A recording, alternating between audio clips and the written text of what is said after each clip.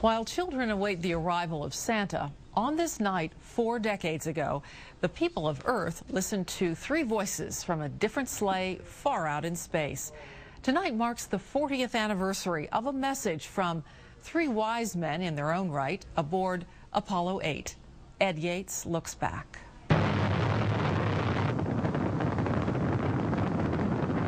Apollo 8 was risky, and even though Frank Borman, Jim Lovell, and William Anders never stepped on the moon's surface, they were the first to see it from 60 miles out. They pulled off what was a nearly perfect 1.5 million mile multi-orbit journey. And God said, "Let there be light." On Christmas Eve, millions of people on Earth listened and watched as the crew symbolically read from the book of Genesis and delivered a Christmas message.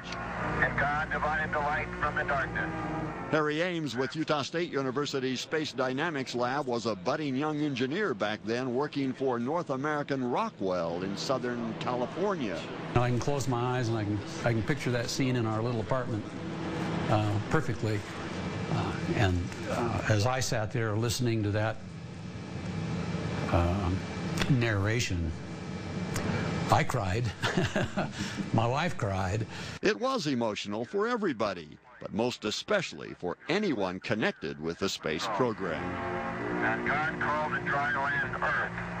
Apollo 8's trip around the moon set the stage for that historical manned landing a year later. In all, 8 more Apollo missions would visit the moon, with 6 landing on the surface.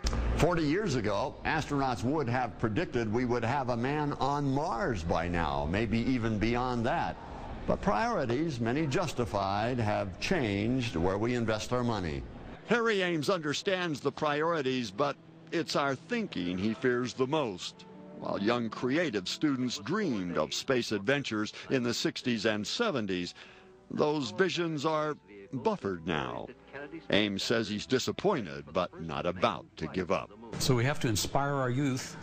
We have to make this business more fun, become less risk-averse as a nation, and find the right motivation that says, let's get beyond our solar system. And God bless all of you on the good earth. Ed Yates remembering, too, a Christmas Eve 40 years ago.